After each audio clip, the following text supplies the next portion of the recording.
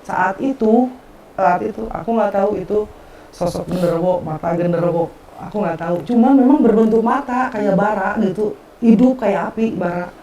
Aku ngeliat langsung astagfirullahaladzim gitu, kaget bang. Jadi dia ada di tebing sana gitu kan, di seberang.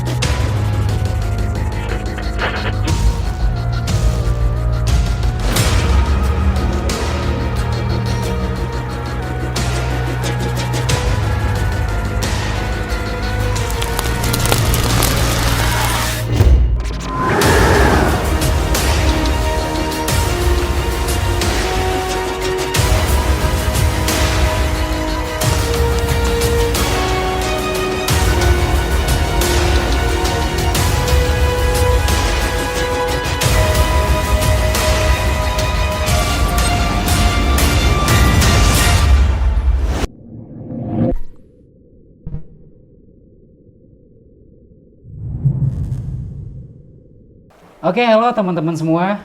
Masih di Story Mon ID dan masih sama gue tentunya Adi Lewe di sini. Dan di sebelah gue ya nggak asing sih, ada teman-teman. Dan sekarang gue lagi di Cibodas, yaitu di base campnya Repala.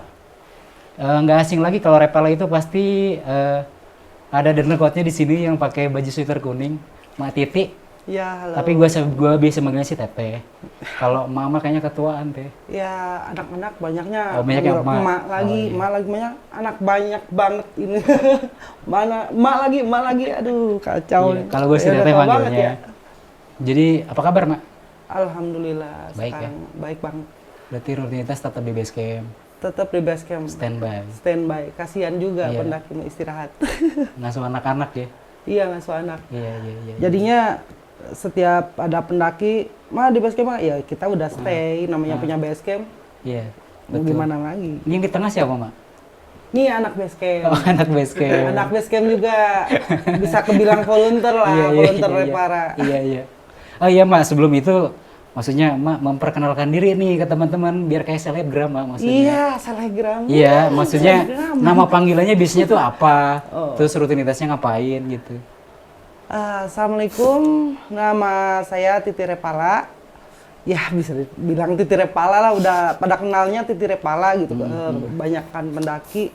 Tapi bisa kalau sekalinya ke base camp pasti pada manggil Emak, Emak Titi gitu. Padahal aku belum tua-tua banget ya.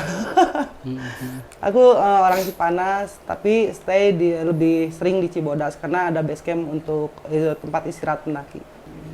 Nah, nama gue Ciko. Gue dari Cimacan, tapi lebih sering di alam sih. Susah Di nemuin gue di Cimacan kota. lebih sering di alam. Iya, kalau Iya, nemuin gue di kota susah. Oh iya, ini kan alam semesta kok. Kalau di gunung pasti ketemu. Iya, iya, iya. Jadi sebenarnya singkat cerita gue ketemu Ciko tahun 2018 itu di GI Jabodetabek ya kok ya? Iya. Gondrong Indonesia Jabodetabek. Nah ini background di belakang ya memang kita satu circle juga. Dan ini nih sorry gua iklan sih di sini.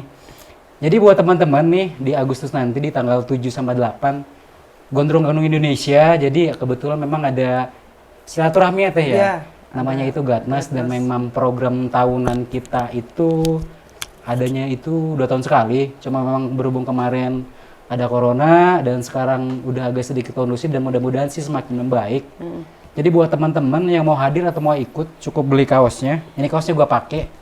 Harganya 150.000. Pokoknya teman-teman tuh berkesempatan dapat motor, trip Raung, trip Rinjani, banyak door prize lainnya ya, Mak ya. Keren banget. Pokoknya kita seru-seruan bareng di sana. Ada seni budaya juga di sana. Betul, dan ada santunan juga. Jadi ketika teman-teman beli kaosnya, teman-teman udah beramal di situ. Keren banget pokoknya ada. Iya. Dari Mak sendiri nih punya pengalaman apa gitu yang seru atau yang unik lah gitu. pengalaman seru, unik, banyak banget kalau mau dibahas mah ya. Kita sampai semalaman juga kagak cukup. Kagak bakal habis-habis. Kagak bakalan cukup, gak habis-habis. Iya, iya.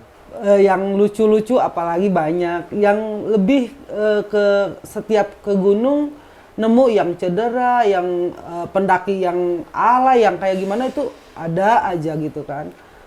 Cuman ya aku sebagai porter belum pernah. Cuman lebih ke anak-anak kayak di base camp lah. Biar mereka itu lebih aktif daripada nongkrong nih di jalan. Lu daripada nongkrong di jalan mending di gua aja gitu. Nongkrong gak jelas yang lah menghasilkan ya. gitu kan. Yang ngebantu juga kalaupun base camp lagi rame kan alhamdulillah ada yang ngebantu gitu kan. Untuk naik ya kadang ada private trip kayak tamu mah anterin nih ke gunung, paling gua ya maaf bukan berarti nggak percaya di situ, nggak percaya ada panitia enggak. Memang aku orangnya yang tipikal kalau ada trip itu pakainya kepala buntut.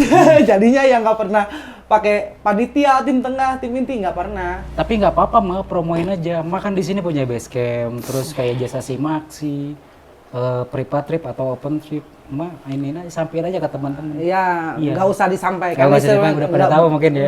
Ya biarkan rezeki ngalur gitu aja Betul, sih. betul, Yang betul. penting selama kita berbuat baik, alhamdulillah ada aja. Iya. Namanya pendakian zaman sekarang kan kadang banyaknya gini loh. Orang udah dikasih materi, udah dikasih cara perlengkapan ke gunung pendakian tuh kayak gimana, tetep aja ada yang cedera lah, ada yang inilah.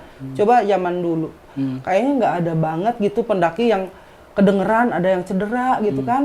Jauh banget, kayaknya kita dapat berita itu kayak yang shock banget gitu kan. Wah masa sih gitu kan, kayak yang kalau sekarang tuh udah kayak, korban lagi kayak gitu-gitulah sekarang mah.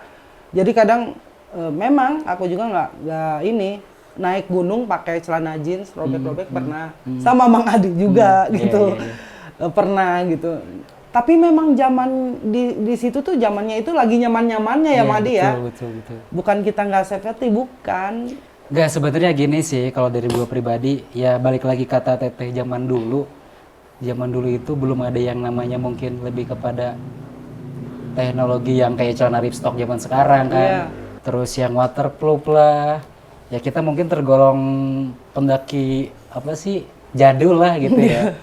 Maksudnya ya memang secara umum edukasi yang apa namanya, yang suka diedukasiin sama teman-teman lah, nggak disarankan, nggak dibolehkan. Tapi kan balik lagi ke kenyamanannya kita.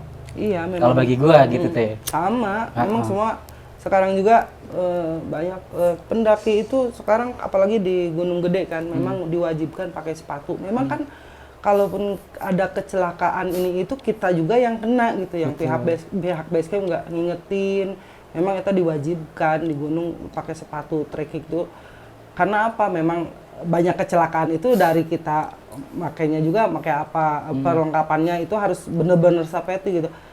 Tapi kalau zaman dulu kita pakai sendal jepit juga kalau udah nyamannya kayak gitu, ya nggak ada kecelakaan ini tuh. Entah memang karena kita memang udah punya skill.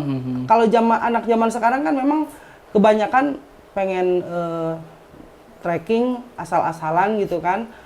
Nafsunya itu gede banget sampai mau cepet-cepet sampai puncak, akhirnya kan kecelakaan. Kalau kita kan dari dulu santai, di gunung tuh santai. Kalau sekarang lebih ke mengejar waktu, mereka itu mengejar waktu untuk summit lah, inilah itulah. Kalau kita lebih ke santai, punya skill juga gitu. Udah alhamdulillah ya.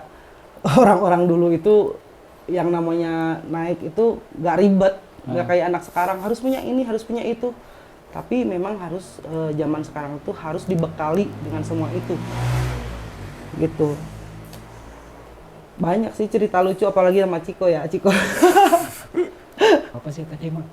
Oh, waktu itu kita udah banyak tamu di base camp udah. Itu niatnya mau liburan sebenarnya. Liburan. Jadi kita tuh emang lagi rame di base camp sampai jam 11 ya. Terakhir tamu yang naik jam 11-an. Iya. Kita jam 2 apa jam 1 siang tuh udahlah kita packing aja nih. Habis zuhur kita packing sampai pos pemeriksaan di GPO tuh jam 2, baru kita mulai trekking tuh dari jam 2. Kalau naik dari Putri? Iya, dari sini Ataya Putri tuh habis zuhur jam 2, trekking tuh lancar-lancar aja, awalnya lancar-lancar aja tuh. Sampai pos 3 tuh maghrib tuh. Maghrib kita istirahat dong maghrib. Sampai kita nemu pendaki yang kayak masuk angin lah. Awalnya kita sebut masuk angin tuh karena sendiri. 15 menit kemudian tuh semua tuh muntah-muntah, 4 orang, muntah-muntah, cewek 3, cewek 3, cowok 1 deh. Sekitar ada 15 orang lebih itu ya? Iya, 15 orang lebih tuh. Semua muntah-muntah. Anak muda semua. Anak muda semua itu. 4 orang lah yang muntah-muntah. Sampai ya emak tuh yang nolongin. Iya, nolongin. Kok nolongin lu? Biasa Iyalah, aja, emak jadi yang tukang pijit nolongin. dulu kita. Emak yang nolongin. Terus gua kan melipir tuh ke belakang, niatnya mau nyari tempat kencing tuh. Ketemu bocah. 4 orang masih anak SMP tuh nyari sewa tenda ya, Mak. Jam berapa? Jam 11 ya? Iya, jam 11 malam. Jam 11 malam nyari sewa tenda di pos 3. Sedangkan kan di pos 3 udah nggak ada sewa tenda, pos 1, pos 2 juga udah nggak ada. Itu sampai akhirnya gua ajak ke Surken tuh. Kalau di Surken kan masih banyak tuh yang bisa ditempatin lah intinya. Kayak tenda-tenda warung juga bisa. Cuman kan karena emak mungkin punya sifat keibuan gitu. Iya. Namanya bocah. Jadi Iyalah, anaknya udah banyak. Jadi diajak lah ke tenda kita juga ya, Mak. Sampai di bawah tenda tuh kan kapasitasnya 2/3. 2-3 orang. Iya, 2-3 orang. Kapasitasnya tuh dimasukin sama 6 orang berarti ya, Mak. 6 orang. Sama bocil 4 orang itu. Dan anehnya itu bocah itu tuh nggak bawa logistik, sleeping bag cuman bawa 1, matras 1. Buat 4 orang dan niatnya tuh mau tektok katanya. Iya, itu. Dan trekkingnya mulai jam 3 apa jam 4 deh kayaknya sore dia trekkingnya. Sampai itu tuh lucunya tuh sampai pagi kita bangunin disuruh summit tuh dia nanya, emang Gunung Gede ada puncaknya? Lah kan kita camp di Surken. Gue sampai udah ikutin pendaki aja nih, sana muncak-muncak. Itu sampai ngakak, sampai pulang-pulang tuh bawa air dari Surken buat ke Jakarta katanya berapa botol ya, Mak? Ada 5 botol. Dari Surken itu buat Aku ke Jakarta tawain, katanya. tapi aku di sana juga respect ya sama mereka, ya Allah kasihan gitu kan. Mungkin perbekalan mereka udah habis gitu. Ya pendaki-pendaki kayak gitu tuh aduh, gini loh intinya naik gunung itu jangan sampai kalian itu mau ngerepotin orang, intinya gitu. Gengsi untuk memohon minta tolong, intinya dari bawah tuh kayak gitu tuh biar kalian tuh nggak ngerepotin orang di perlengkapan, di peralatan gitu, logistik. Kalian tuh harus bener-bener siap, kalian tuh setor nyawa ke gunung, ibarat kata kayak gitu, biar kalian itu siap semuanya, fisik, mental udah harus siap. Ini yang kemarin tuh ngakak pas emang sama Ciko tuh memang dari base camp tuh udah jenuh banget lah. Yuk kok udah naik lah, males ya di gunung di base camp udah jenuh banget gitu, udah ayo naik lah jam 2 siang ya, Jam 2. jam 2 nyampe sana tuh maghrib, minta tolong juga kita ke teman yang lain, yuk bareng yuk. Oke teh, kita sholat dulu, sholat isya. Ya udah sholat isya tuh udah ditinggalin itu karena ada rombongan yang sakit. Madi awalnya turun tuh, kata Ciko, Mak ada yang sakit muntah-muntah cowok, biarinlah cowok ntar juga dilihat sama emak. Baru 1 tuh, si cowoknya sama cewek-cewek tuh dipijitin tuh, pijitin, kena lah ke cewek 1, kena lagi ke cewek, ya jadi banyak. Jadi estafet. Di situ tuh nggak ada yang nolong. Jadi pendaki yang di situ juga mungkin udah pada kelelahan, udah malam iya. Di situ nggak ada yang nolong. Ya mau gimana lagi, orang akunya mungkin punya sifat keibuan, respect juga sama hal-hal kayak gitu tuh. Emang udah ibu-ibu. Iya. Udahlah di situ tuh, ya udah ditolong, dipijitin, balur sama aku. Dari sana kita mau nge-trek, nemu Ciko itu pendaki yang 4 SMP. Ciko siapa ini? Ini mah katanya ada yang nyari tenda sewaan. Lah kan aneh, nyari sewaan tenda buat di Surken katanya, buat di sini juga. Terus Ciko tawarin ke Surken dibawa karena di Surken ada warung kan. Oh ya udah, dalam pikir nih pasti masuk tenda gua nih. Udah kepikirin tuh pasti udah pasti masuk tenda nih. Ya udahlah dibarengin ke rumah. Bareng ayo ngetrek sekitar jam berapa sih? Jam 11 atau 10? Jam 11. Jam 11 malam ya dari pos 3, jam 11 malam. Dan ternyata di Simpang Maleber masih ada juga pendaki banyak banget yang masih di batu, di pohon gitu. Pada diem. Ya Allah, dikira udah kosong gitu nih di trek. Aku karena belum tidur 2 malam tuh, belum tidur. Tidur dulu lah di Simpang Maleber sekitar 1 jam lebih lah, 1 jam lebih. Tuh anak-anak udah pada kedinginan juga, bodo amat, gua udah nggak kuat gitu. Tidur. Pas bangun itu aku udah basah, baju udah penuh air juga, pasir. Udah nggak sadar lah Mang Adi, kan namanya udah gadang ya, capek banget. Ya udah ayo ngetrek. Ngetrek di sana tuh benar-benar ngegiring orang banyak. Dan gue mau happy, ya Allah Ciko, gue mau piknik ini Ciko. Terakhir lagi jadi sweeper, lihat ke belakang. Asem banget. Begini lagi, tapi ya namanya di gunung aku itu sekedar candaan. Tapi memang ikhlas aku nolongin pendaki-pendaki kayak gitu. Tapi yang mungkin ke depannya kalau ada, ya kalau bisa lah untuk anak-anak SMP, SMA, mikir dulu lah ke gunung itu jangan sampai kayak yang aku omongin sekarang ya anak SMP ini. Sampai dia gak bawa sleeping bag satu-satu, cuman bawa sleeping bag 1, mie instan 4, cemilan ada ya 1 kantong, terus dia bawa matras 1. Coba kalau nggak ketemu sama kayak kita gitu kan di gunung. Aduh, aku sampai nanya begini loh ke pendaki itu, kalian masih punya ibu nggak sih? Gitu kan. Mak kalian kemana? Ada. Terus ngapain diizinin gitu kan? Setidaknya ke gunung itu harus izin sama orang tua, temen, sahabat apalagi. Jadi biar tahu tujuan kita tuh kemana, ke gunung apa, sama siapa.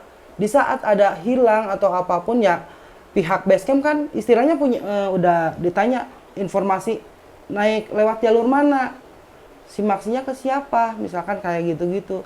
Terus temennya punya kontak keluarganya lagi nggak gitu kan, bisa dikontak di situ, informasi dikumpulin. Nah kayak yang kemarin itu orang tuanya nggak tahu, jadi mereka itu seolah-olah kayak ditipu gitu, seolah orang mereka itu sama supir angkot mana sih? Angkot Bogor. Mungkin nggak ditipu kali ya bahasa kasarnya. Jadi mereka itu tadinya mau ke Gunung Jonggol, ke Gunung Batu. Dan entah kenapa kok bisa nyampe Gunung Putri ini. Gunung Salak dulu. Ke Gunung Salak dulu malah. Aturan ya, kalau udah di sini mah ngapain gitu sampai naik. Ini kan gunung gede, bukan gunung apa Ciko yang di sana tuh? Gunung Batu. Iya kan, bukan. Yang di sini Grand Hill, gunung apa? Baud. Nah, Gunung Putri, Gunung Kasur. Cuma 1 jam doang gitu, TikTok. Ini kan gunung gede, ya Allah. Aku tuh kesel sampai mereka tuh kedinginan. Kalian kedinginan? Iya, Mak. Dia baru ketemu padahal udah pada panggil emak.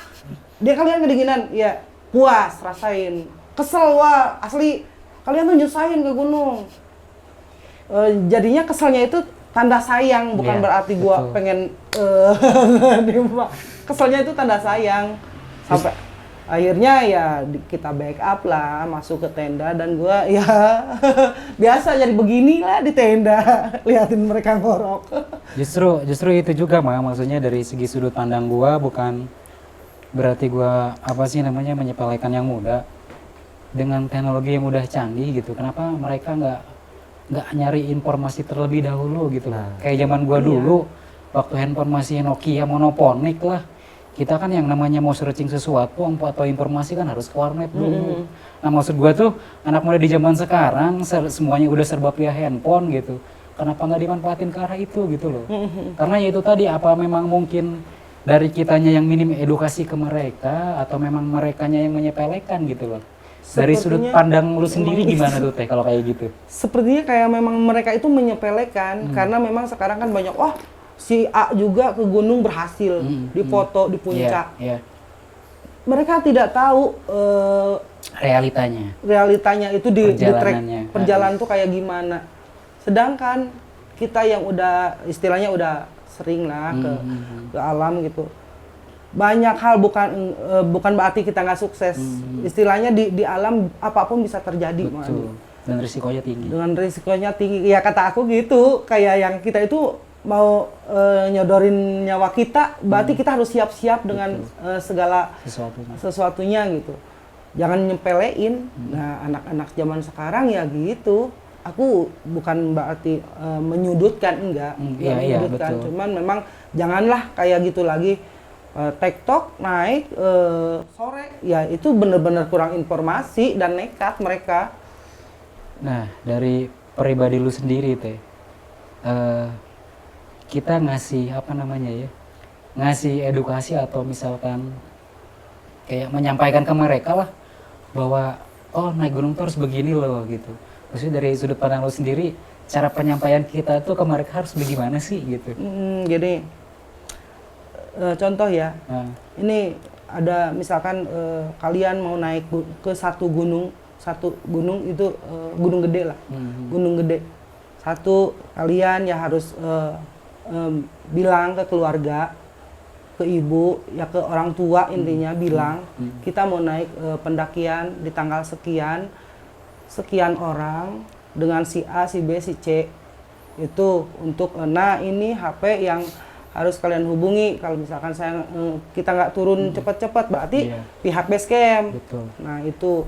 Kedua, saat pas mau pendakian yang nge-briefing itu ketua rombongan, di mana maaf ini masalah sampah ya Madi yang booming banget di pendakian. Itu sampai sekarang nggak bakal habis-habis. Memang nggak bakal habis-habis karena gini, menurut aku pribadi, tapi nggak tahu menurut orang lain. Itu menurut aku pribadi begini loh Madi. Semua itu nurut ke ketua rombongan. Betul. Kalau ketua rombongan bilang begini loh, ketua rombongan, sampah kalian nggak usah bawa trash bag. Kalian cukup bawa satu kantong kresek kecil untuk sampah pribadi kalian. Betul. Kayak di situ kan ada sampah tuh ada yang busuk, ada yang plastik, organik dan non-organik. Nah, terkecuali beda lagi kalau kita bawa tamu gitu kan. Kalau tamu kan nggak tahu apa-apa. Sekarang kan gunung memang udah dikunjungi wisatawan. Betul. Ya nggak, bukan pendaki aja.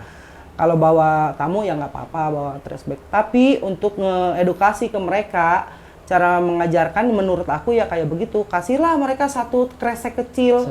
Aku yakin kok sampah mereka nggak bakalan sampai banyak banget gitu kan. Nah, dan di situ perlu ditekankan sampah busuk nggak usah dibawa. Menurut aku ya kayak mie, kayak kayak nasi gitu, sarden. Kadang ada lauk pauk yang lain kan pendaki sekarang main buang-buang aja ya. Ke sampah gitu, itu jorok banget itu kayak gitu, aku nggak suka. Terus bisa ditimbun kok, bisa ditimbun, ngegali tanah, ditimbun yang busuk, untuk yang busuk, dan untuk yang plastiknya bisa dibawa turun. Itu bermanfaat banget, sekalinya kalian turun, buang ke sampah, kan itu si volunteer tinggal bakar, ya nggak harus di ini. Ada di salah satu gunung yang pas pendaki turun, sampah itu sampai satu trash bag penuh, pas dikeluarin itu bersatu sama sampah busuk, sampah plastik, dan makanan yang masih layak makan, mereka buang. Dan itu tuh, aduh ya Allah sayang banget buat aku ya. Kan bisa bermanfaat kalau makanan masih layak makan, kayak roti tawar, kayak biskuit. Bisa lah bermanfaat untuk pendaki lain, jangan malu-malu. Bang, mau gak nih, bukan sisa, tapi memang masih layak makan karena nggak diacak, kan bisa aja kayak gitu ya, beras. Ini mah kadang banyak pendaki yang buang kayak gitu-gitu. Aku naik sama adalah temen Bang Cupu, orang Tangerang, itu naik satu daypack doang, cuman 8 orang tuh satu daypack doang, daypack kecil, sampah. 8 orang? Iya. Itu aku bikin video sengaja biar pendaki itu tahu, nih sampah gua, sebanyak ini gua nggak bawa trash bag. Dan sekalinya turun gua ke bawah, gua tinggal begini bakar doang. Gua sayang misalkan karena banyak sampah botol itu kan masih bermanfaat tuh, aku pisahin, dilipat juga. Nih bang, ininya ya berarti kembali lagi ke ketua rombongan, menurut aku ya bang. betul. Tapi kan kita nggak tahu. Betul. Makanya untuk teman-teman nih kalau mendaki sama siapa kalian berangkat harus sama orang yang udah berwawasan di gunung. Setidaknya mereka udah tahu trekkingnya kayak gimana, sumber airnya di mana gitu kan. Jadinya yang enak lah kita ngedukasinya, punya pengalaman dari orang-orang yang bener-bener pengalaman di gunung tuh beda lah sama orang-orang yang baru terjun gitu. Ya pokoknya lebih kepada intinya teman-teman ya, maksudnya handphone atau gadget kalian manfaatin lah sebaik-baiknya. Nah, iya, karena itu. sumber informasi itu cukup dengan sentuhan jari Iya. gitu loh.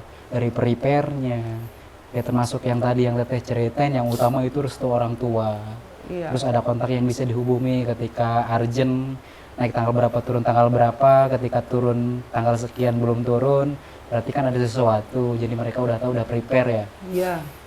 Jadi sekarang ke Ciko nih. Boleh. Kan Ciko masih remaja, masih belia, ya enggak? Iya.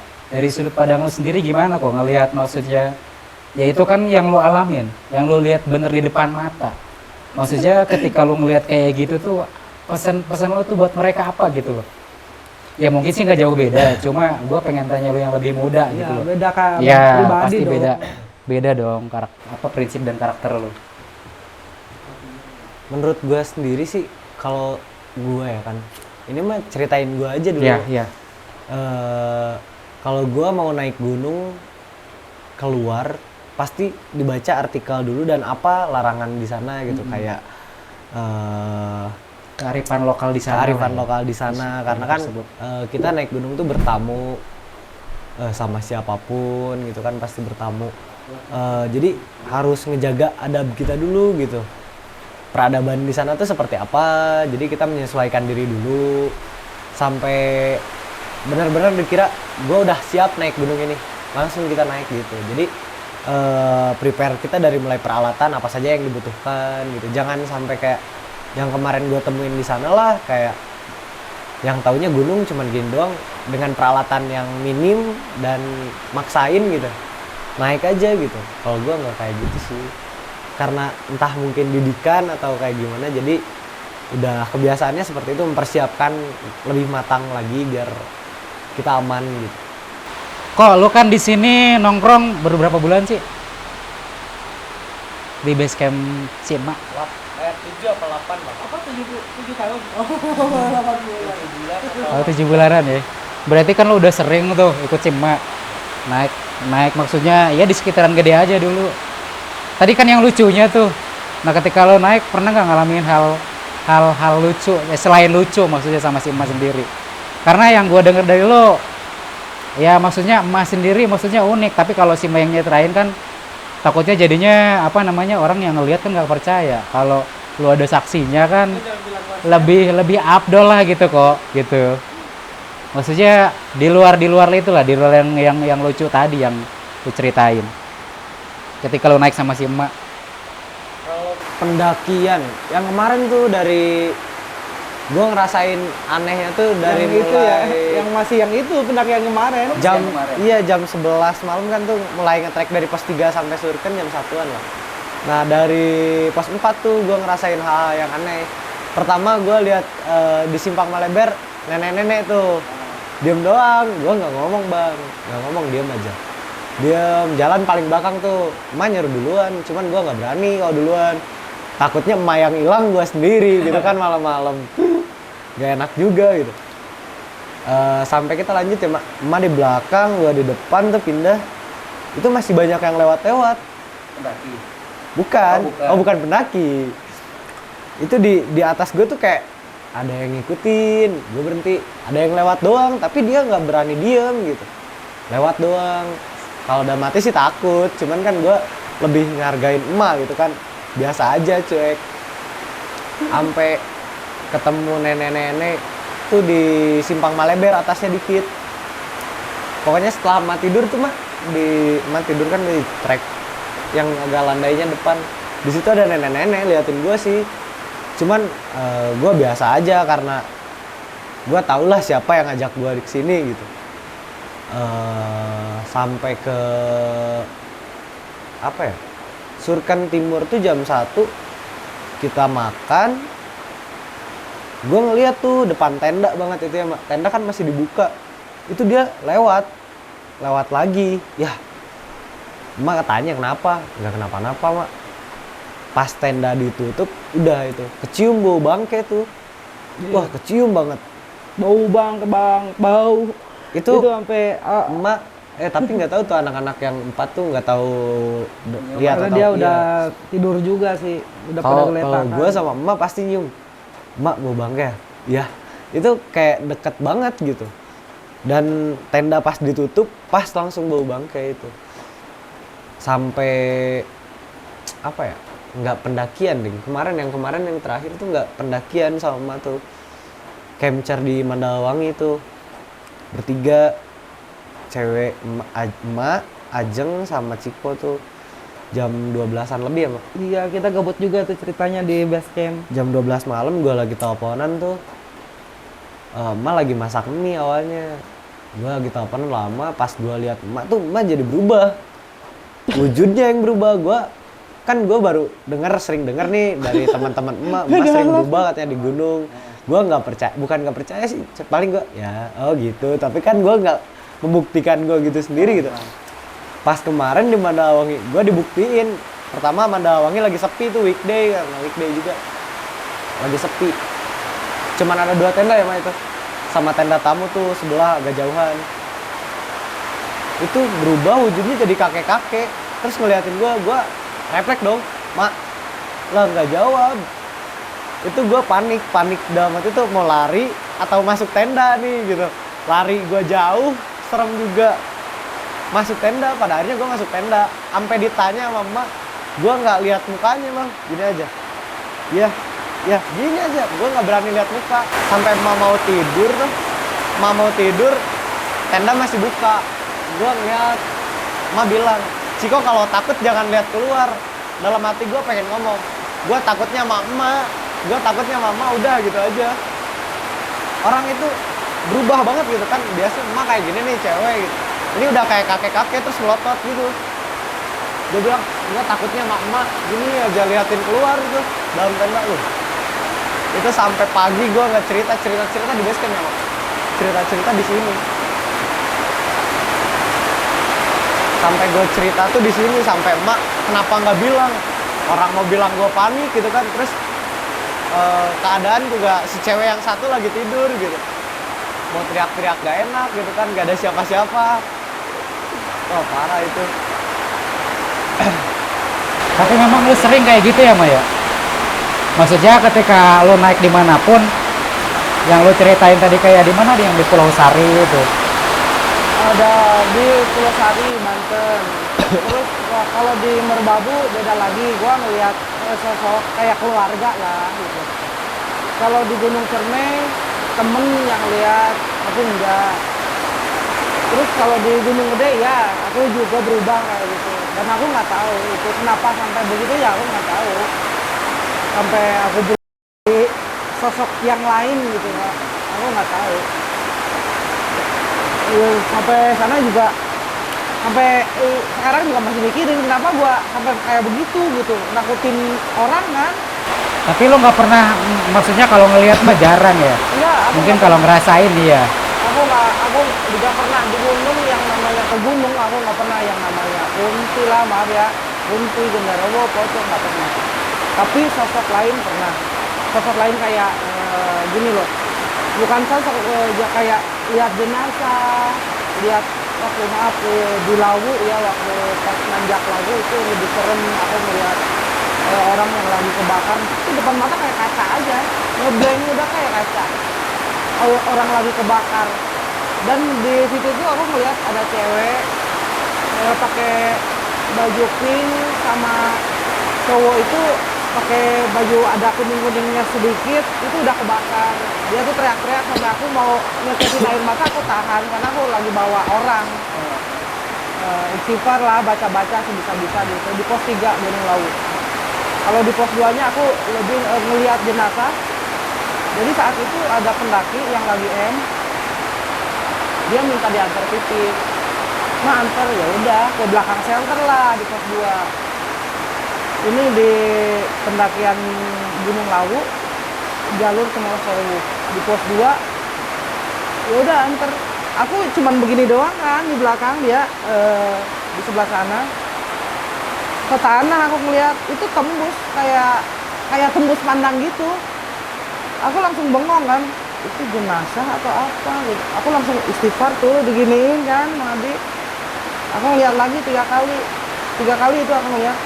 Itu bukan jenazah yang tanpa busana, bukan berpakaian, tapi dia memang udah berkain kafan. Itu aku ngeri banget. Istighfar. Yang aku inget itu Allahu Akbar gitu. Aduh, gua takut anak-anak kenapa-napa. Karena kebagian 12 orang itu udah di atas, udah di pos 5. Aku lagi ngebujuk, ceritanya lagi ngebujuk pendaki. Saat itu lagi berantem tuh sama pacarnya. Jadi aku ngebujuk, nge-backup aja. Dia nggak mau makan, nggak mau minum, sampai aku marahin di situ. Aku bilang, sampai aku semarah-marahnya sampai bilang begini, pendaki di atas 12 orang itu nyawa tanggung jawab saya. Digituin, saking aku marahnya gitu kan. Di situ tuh baru dia mau makan. Aku sampai diginiin nasi yang dia beli itu di warung, kan ada warung kan di Lawu. Diginiin nah. Didoain begitu sampai akhirnya dimakan tuh sama dia. Saking aku udah marah banget. Marahnya itu karena dia mau stay di pos 2 dalam keadaan perut kosong, tanpa mau minum sama sekali, makan apalagi gitu. Aku sampai marahin dia tuh karena itu, bukan karena dia mau stay di pos 2, enggak, bukan itu. Tapi lebih ke perut dia gitu. Kalau terjadi sesuatu, gua mau gimana ini, dibully nih gua. Iya. Pendaki di bawah, terus yang 12 orang di atas. Itu posisi itu tuh dilema banget, Mang Adi. Kalau bawa orang, Iya. Iyalah, karena kan tanggung jawab. dia memang nggak sakit, posisi dia nggak sakit, cuman dia itu lagi berantem sama cowoknya, akhirnya nggak mau trekking lagi gitu loh. Ya udah kata Mak, kalau kamu nggak mau trekking lagi, mau diem di pos 2, makan, minum, sok ngeliatin. Kamu udah beres makan, baru aku aman, tenang. Di situ ya itu marah-marahnya aku udah digituin sama aku karena dia nggak mau. Tuh nyawa di atas tuh tanggung jawab saya. Begitu, baru dia mau makan. Aku baru dari sana tuh berangkat udah. Tapi memang unik ya, Mbak ya. Maksudnya ketika kita dunia pendakian naik gitu. Awalnya kan- sih enggak kayak gitu.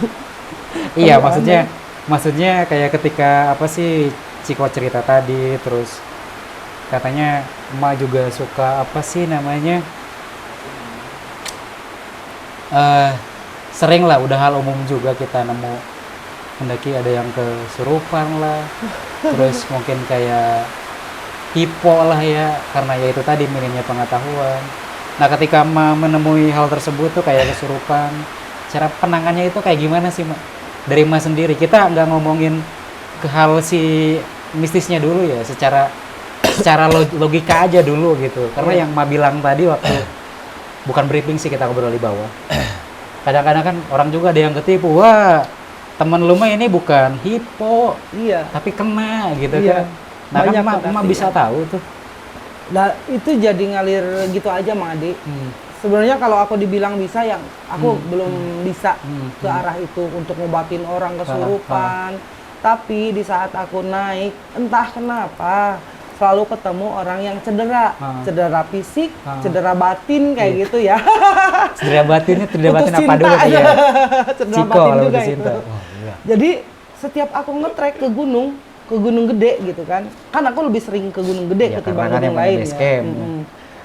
Pasti aja ketemu sama hal-hal kayak gitu tuh, tiba-tiba padahal aku nyangkanya udah di backup sama orang, itu sakit, cedera aja, sakit kaki gitu. Pernah nanya seseorang, kenapa lu itu, kenapa dikira gue tamunya gitu kan. Biasa teh kecapean, ya udah, dia tuh sambil mijit. Udah aku ngetrek lagi lah, lewat pos 2 aku biasa stay, aku mah diem aja, soalnya aku santai naiknya itu, nggak pernah kayak orang buru-buru cepet, karena memang udah tua juga, perokok juga. sadar diri gua. Jadinya santai gitu. Itu orang dua, satunya cowok itu bawa HT kan, yang satunya cewek pakai cadar. Orang dua teriak depan aku, aku diem lah. Yang tadi sakit, aku nggak ngira dia kerasukan, dia diikutin, aku nggak nyangka kayak gitu, enggak. Karena memang di bawah juga udah aku tanya itu kenapa kelelahan gitu. Jadi depan gua langsung nangis gitu. Lah, wah aduh mau ditanya kan bingung, kakak ditanya iya nggak? Kenapa bang, kata aku kan gitu. Langsung tanya aja teh, gua juga nggak tahu gitu kan. Nanya lah ke ceweknya itu masih sadar. Neng kenapa? Aku diseret-seret kaki katanya. Diseret-seret kaki. Sama siapa? Itu teh, itu masih ada katanya di bawah di itu pohon.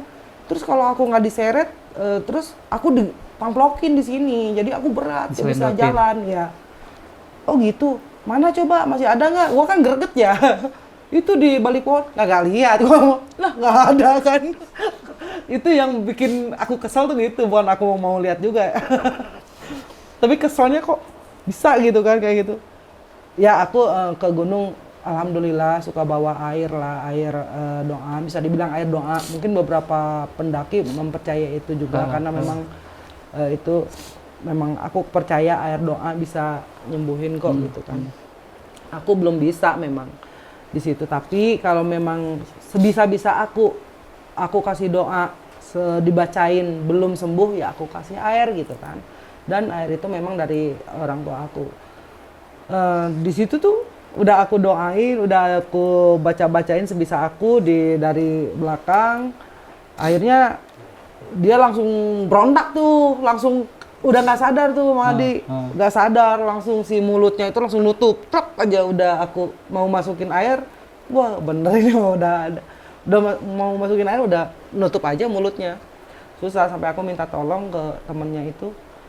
Untuk ngebukain mulut dia, akhirnya aku bukain mulut dia, akhirnya bisa ketelan tuh air, alhamdulillah. Muntah lah, dia udah muntah-muntah, aku kasih arahan untuk turun. Paling kayak gitu, karena itu masih siang, masih di pos 2. Temennya ada berapa? Ada 7 di pos 3. Ya udah suruh turun 2 ke sini. Terus anterin cewek ini ke base camp, jangan naik lagi karena kalau sampai pos 3 dan sampai ke surken ini bakal lebih parah. Dan di situ itu tuh mereka nggak nurut, aku nge-track aja, ya udah kalau gitu aku lanjut, kalian turun ya. Di situ mereka nggak nurut, aku udah diem di pos 3 agak lamaan, mereka datang mungkinan nggak ketahuan juga sama aku datangnya, tiba-tiba diriung-riung lagi, gua males nolongin. Asli gua males, langsung bodo amat lah, udah diomongin juga kan gitu. Ya kalaupun ada yang kerasukan ya sebisa-bisa namanya. Makanya jangan buta ilmu, jangan terlalu buta ilmu lah, harus namanya ke gunung harus punya ilmu juga, ya ilmu pendakian apalagi ilmu agama harus gitu kan. Kita kalau niatnya nolong gitu kan, niat nolong ya sekalipun itu baca bismillah atau sholawat atau falak binas itu bisa kok, asal kita ikhlas gitu kan, asal kita ikhlas nolong tanpa ada embel-embel kayak mau ke tenar lah, mau kebilang pinter lah, enggak. Yang penting kita ikhlas gitu nolong. Kalaupun belum ada yang bisa, ya sebisa-bisa jagain dulu lah. Takutnya kan dibawa kemana gitu kan. Ya bukan sepengetahuan aku sih, kalau yang udah kemasukan itu yang paling ngerinya itu kalau udah pada masuk tuh makhluk lainnya set. Jadi awalnya 1 nambah lagi itu kalau nggak buru-buru disembuhin itu. Dan pengalaman aku di gunung nyembuhin orang yang kayak gitu itu real, aku nggak bisa apa-apa. Cuman memang kenapa aku ketemu yang kayak gitu terus gitu. Ya? Iya, nggak cedera kaki juga. Pasti ketemu sama hal-hal kayak gitu, kenapa gua terus gitu. Sampai akhirnya ada juga pendaki yang nggak tahu itu tuh kerasukan. Padahal itu jelas-jelas kerasukan gitu. Sampai udah dibungkus aluminium foil. Pas itu mau turun masih di Surya Kencana Timur, pas mau turun itu sama teman-teman tahu kok, teman-teman lihat sendiri. Aku nanya ke pendaki itu. Sampai aku berhenti dulu, ini ada apa nih kata aku kan. ini Mbak hipo katanya kedinginan. Memang aku lihat ininya udah pada dingin, udah aku lihat, aku pegang tuh tangan, kaki udah pada dingin, dia udah dibungkus aluminium foil. Tapi aku namanya orang udah mau hipo, mau menggigil, setidaknya mungkin yang begini udah dingin juga ya. Aku pegang begini tuh masih hangat. Tapi itu orang yang kerasukan pasti deh, dia mungkin nggak sadar diri tapi pasti lihat deh. Di sininya itu dia kayak begini, gak diem. Terus matanya itu nggak diem. Itu aku udah pasti udah dilihat juga, wah ini mah bukan hipo, udah ada yang masuk gitu. Berarti lo lebih tahu ya Maya, maksudnya spesifiknya ketika si tipikal orang yang gampang dirasuki lah atau ditempelin gitu. Berarti tipikal-tipikalnya ya maksudnya yang Ma bilang tadi tanda-tandanya. Ya kalau misalkan nih kalian nemu pendaki, dia nggak sadar diri, terus kalian langsung ngejudge itu hipo. Enggak gitu ya. Lihat dulu lah hipo tanda-tandanya tuh apa gitu kan. Mungkin kalian bisa lihat di fisiknya. Nah kan kalau hipo kan mungkin di bagian semua itu udah pada dingin, membeku. Iya. Yang namanya hipo gitu. Menggigil. Ya udah menggigil banget. Ini kalau kerasukan lebih ke dia gak sadar diri, tapi ini bibir tuh nggak diem sama mata tuh nggak diem begini. Aku udah 2 kali yang kayak gitu nemu, udah 2 kali di Simpang Maleber sekali, di Surya Kencana sekali. Ada lagi yang kagak merem di Surya Kencana di dalam tenda, malah dia begini aja ke tenda, nggak bisa diajak ngomong.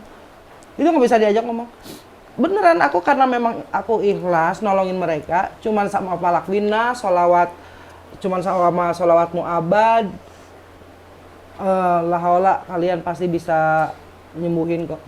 Kalau kalian memang niat gitu kan. Betul. Niat nolongin mereka, insya Allah bisa nyembuhin. Ya kayak gitu waktu kemarin tuh Ciko, waktu di pos 3, sebenarnya itu tuh bukan sakit fisik aja, mereka batin juga. Ini kena juga, udah kena, kata orang Sunda mah ketoel lah, kesibat. Udah mata capek, triking, keringetan, kena kabut. Itu parah, emang penyakit kayak gitu tuh ya muntah-muntah pasti masuk angin. Banyak faktor sih ya kayak. Banyak banget. Ya namanya di hutan ya tempat yang kayak begitu mistis mah pasti ada aja gitu. Pasti dicampuri mistis lah. Namanya di hutan mah. Nggak itu aja sih, ya halusinasi juga termasuk. Ya mungkin ya itu tadi dari halusinasi terus apa sih? Nah, aku juga gitu gampang nih. banget kan halusinasi ibaratnya. Kayak gitu, Mang Adi. Kayak gini loh contoh. Aku suka ngelihat penampakan putih kayak kunti. Aku dengan ngebuang rasa takut aku senter. Biar aku tuh keluar dari halusinasi aku. Iya. Gitu loh, satu-satunya cara aku ya. Ini astagfirullahaladzim, aku gitu kan di track sambil terus astagfirullahaladzim, langsung aku center aku gitu kan, center. Oh ternyata bukan gitu kan, kayak gitu.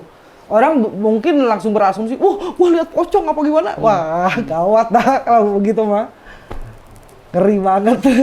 Makanya kalau misalkan di track lihat kayak penampakan pocong lah, jangan teriak dulu, center aja udah nggak apa-apa.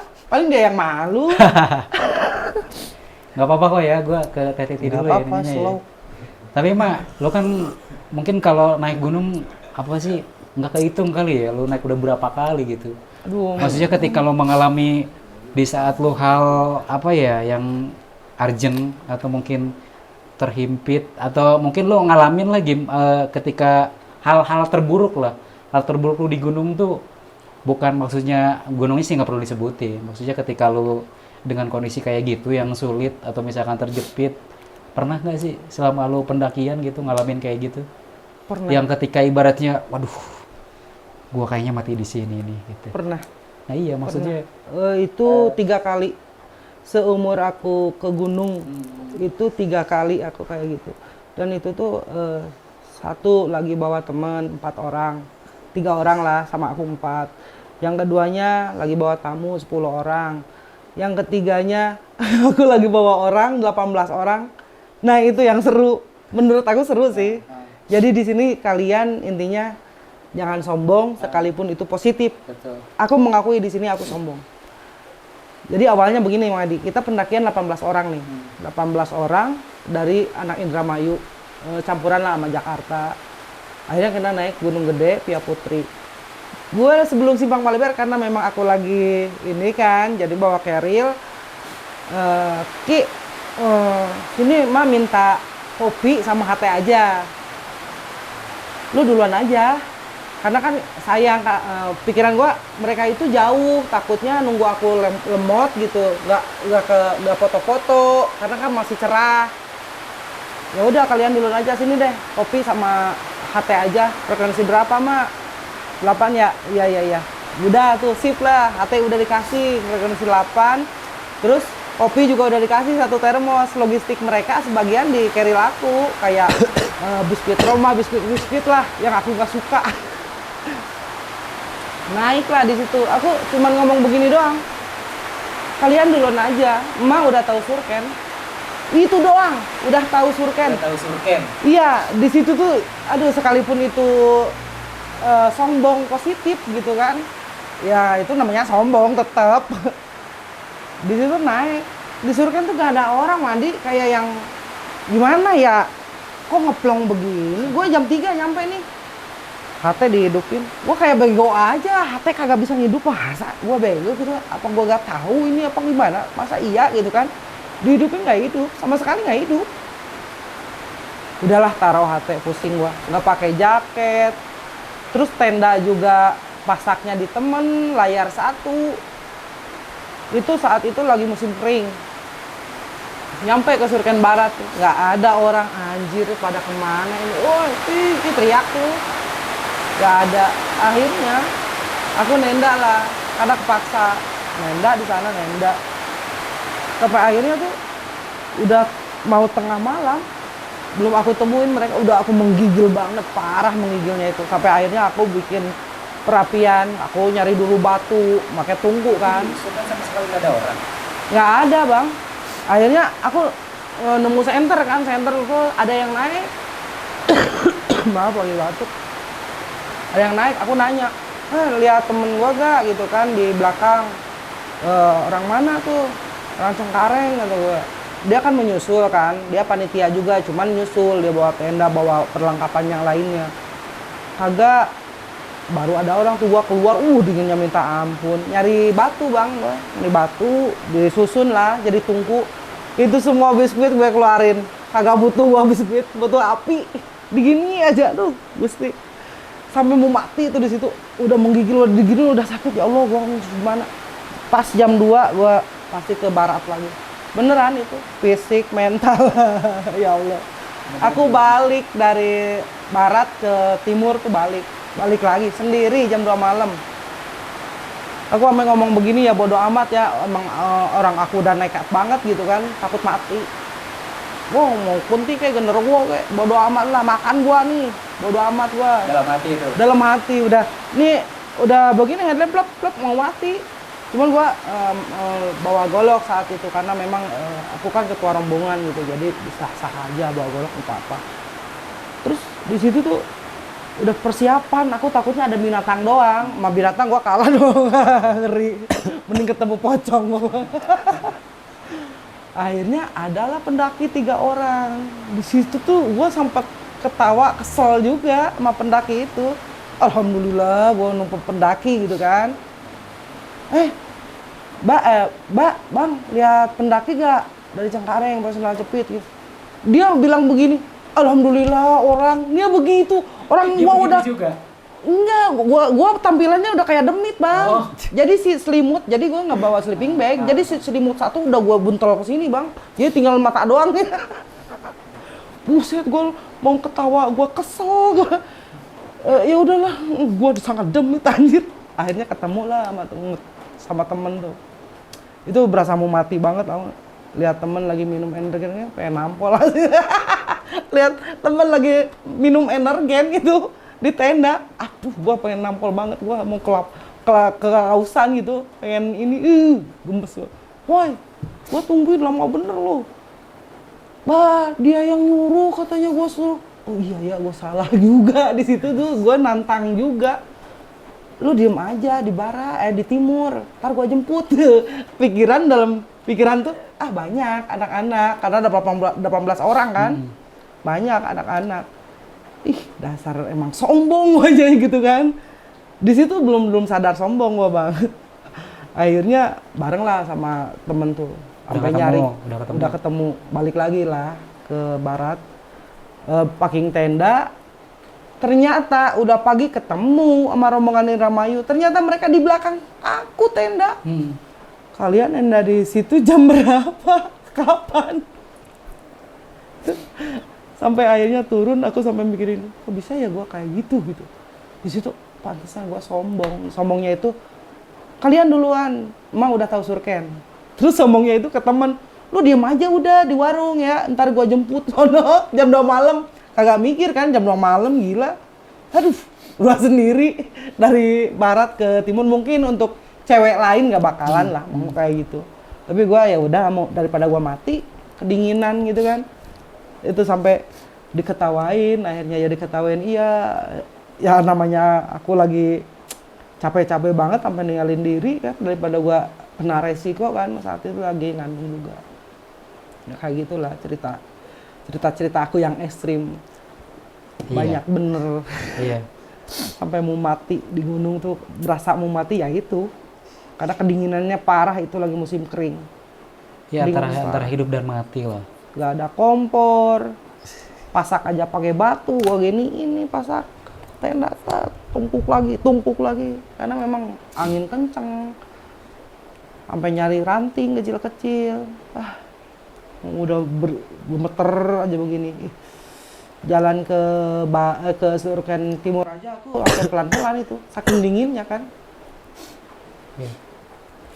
Tapi kan kalau bagi lo mah udah terlatih lah ya Maya.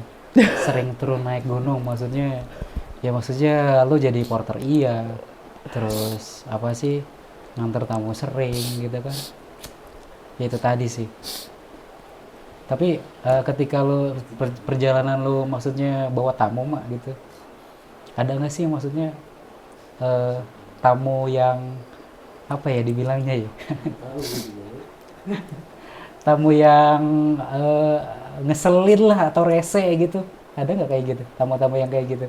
Ada, tapi ya nggak pernah ngomong. Nggak pernah ngomong. Jadi kayak, oh iya nggak apa-apa gitu ya. Iya.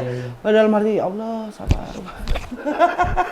Tapi pasti ada lah ya. Ada. Cuman namanya tamu. Karena kan memang gunung sekarang bukan pendaki aja yang di gunung, karena wisatawan kan. Jadi kitanya yang harus lebih ngerti. Kita ngasih jasa, jual jasa. Betul. Terus kita ngasih kenyamanan mereka, mereka. Jadinya ikut aja, tapi untuk hal negatif ya aku arahin kan, jangan ini, jangan itu gitu. Untuk ke arah positif lah diarahinnya.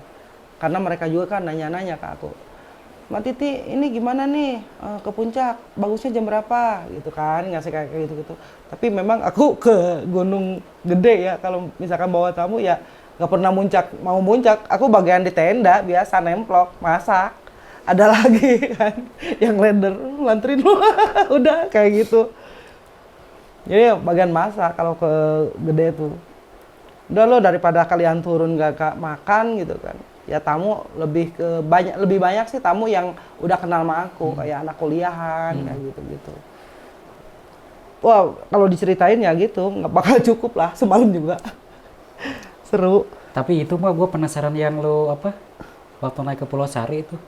Katanya yang ditanya sama siapa tadi itu, yang katanya bukan lu, dan memang lu nggak sadar itu kayak persis contohnya Ciko yang tadi ceritain. Memang aku tuh gini, jadinya aku juga memang nggak tahu Mang Adi, jadinya kok aku bisa begitu gitu kan, nggak tahu juga. Jadi saat itu yang lain itu udah naik, aku belakangan. Sama namanya ada teman orang Rangkas Bitung, Bang Muni namanya, dia ketua Hasap Adventure. Di situ tuh aku berdua, udah malam, memang udah ngelewatin Isya lah.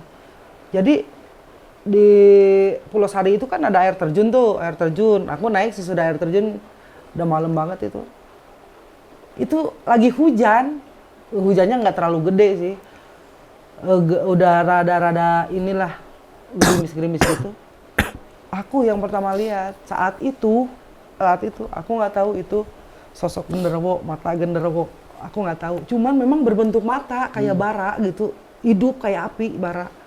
Aku ngelihat langsung astagfirullahaladzim gitu, kaget Bang. Jadi dia ada di tebing sana gitu kan, di seberang.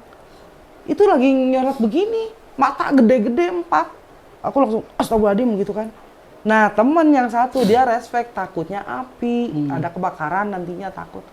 Aku mikir logika, ini lagi hujan gitu kan. Mbak, minta senter. Enggak, gua bilang enggak. Senter, enggak, lanjut. Di situ aku udah gak enak hati tuh, nggak enak ya.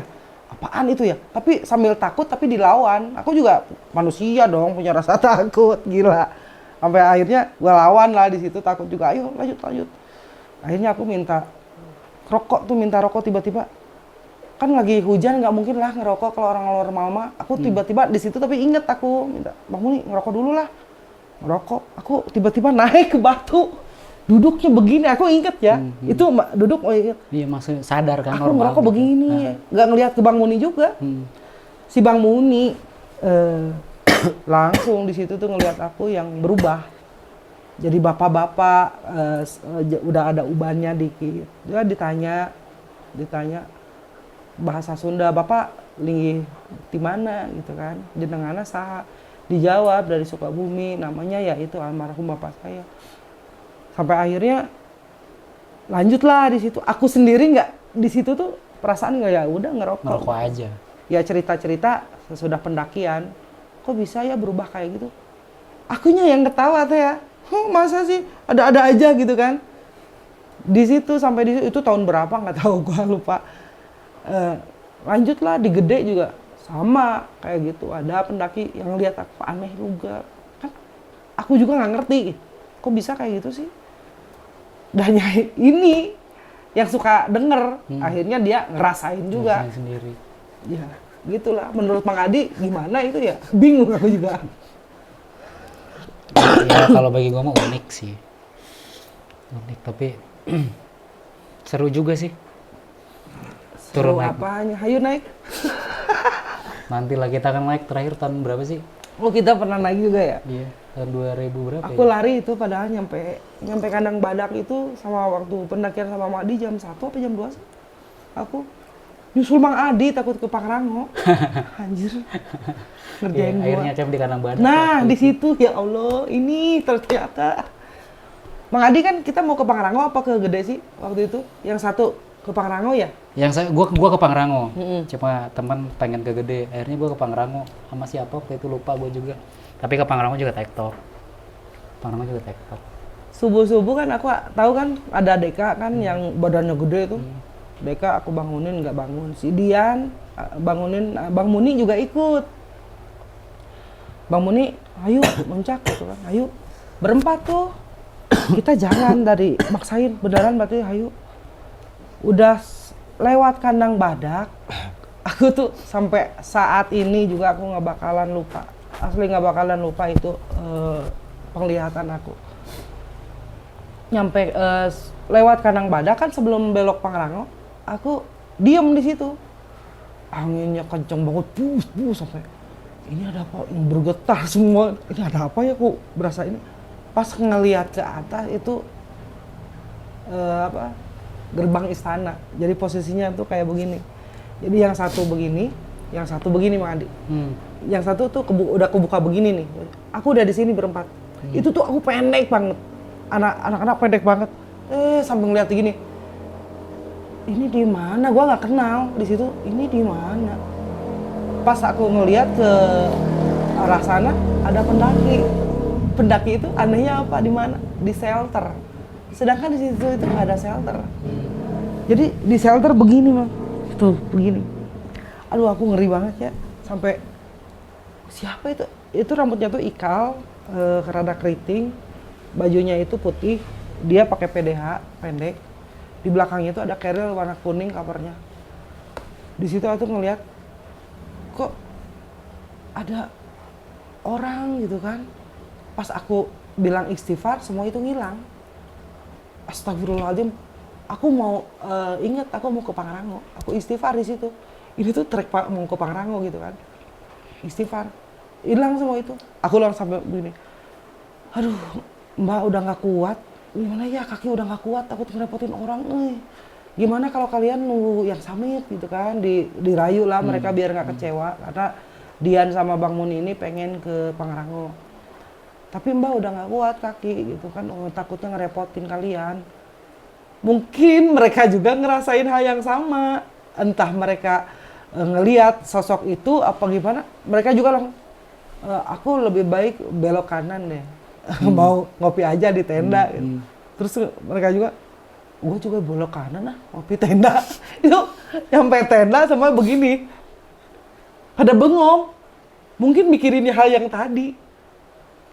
Itu diceritainnya itu ya sesudah pendakian lama banget. Pas ketemu ceritalah itu. Wah, Pak Titi juga ngerasa, ya kenapa kita nggak cerita ya di situ gitu. Itu lucunya itu depan tenda begini. Ya ketawa-ketawa dengar Deka ngorok. Maaf Deka. Ketawa-ketawa dengar, kenapa kita jadi pada bengong ya? Ayo ngopi. Jadi dibuyarin lagi. Iya. Padahal memang kejadiannya seperti itu. Sampai bengong aja depan tenda. Tadi mau ngopi, semua bengong 4 orang begini. Apa yang harus kita lakukan gitu aneh. Padahal itu pagi loh. Pagi? Iya, pas mau summit itu jam 4. Oh iya. Jam 5 subuh tuh mau summit. Terjadilah itu. Pas Bang Ibnu turun jam 6:30 lah kalau nggak salah. Gila badai katanya gitu kan. Oh, Mbak Ati ini kata gue, mungkin Allah ngasih jalan, lu jangan ke puncak. Mungkin gitu aja lah, positif kok. Udah. Badai waktu itu. Memang nggak pada muncak ya kan, lagi ekstrim juga itu. Lagi musim angin juga. Oke, Itu udah lama tuh. kok Mak, Iya. obrolannya santai sih ya, Iya. asik. Terima kasih udah mau Ya itu mah ala berbagi kadarnya pengalaman kita aja mah di cerita-cerita di channel Story Munaidi. siap. Next mungkin nanti kalau gua kemari lagi, Emak mau bercerita lagi. Iya. Ya kita ngobrol santai aja kayak gini. Cuma memang mungkin nanti next video lebih kepada spesifiknya nih. Emak mau cerita yang di gunung apa nih? Atau misalkan gue punya cerita nih Mang, yang memang pada waktu itu horor banget lah gitu. Enggak juga sih. Tapi thank you banget Ciko, Emak udah mau apa? Iya, sama-sama. Mau cerita di sini. Segitu aja teman-teman. Oh iya Mak, Mak lo kan punya usaha di sini. Promoin aja ke teman-teman. Ya umumnya ya gini loh. Umumnya di Cibodas kan ada barak pendakian khusus untuk istirahat pendaki juga ya Mak dia. Ya. Dan Mak juga di sini menyediakan ada baju second brand, kaos baru juga ada. Si Maxi. Ada, ya si Maxi juga insya Allah dibantu. Catering. Iya, Nggak apa-apa, Mak. Open trip. Buat ke Golep juga bisa, Ya. Mandalawangi juga bisa, insya Allah dibantu. Open trip, privat trip, pokoknya Open semua trip. yang jasanya outdoor activity itu Mak Titi Insya Allah pokoknya. dibantu. Jadi bisa kontak ke Mak Titi. Ya, Oh iya deh, buat teman-teman yang tadi di awal gua jabarin perihal kaos GGI, acara GGI, kita bakal seru-seruan Mak ya di sana ya bulan iya Agustus ya. dong. Tempatnya itu di situ gunung. Jadi buat teman-teman yang mau order kaosnya nanti gua tulis di deskripsi linknya ya. Oke, jadi begitu aja Kang Ciko. Yuk, terima kasih Mak, atur nuhun. Iya sama-sama. Jadi segitu aja